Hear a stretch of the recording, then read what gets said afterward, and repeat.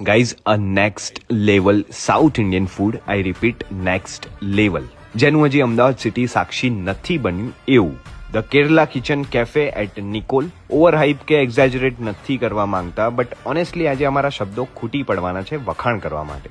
V tried ghee puri masala dosa, open butter masala dosa, ghee puri idli, set dosa, mix uttapam, Mysore masala dosa, onion vada, chaas, and gave a speechless reaction. Taste તો છે જ exclusive, but જે texture, thickness અને crisp છે એ ગેમ ચેન્જર છે.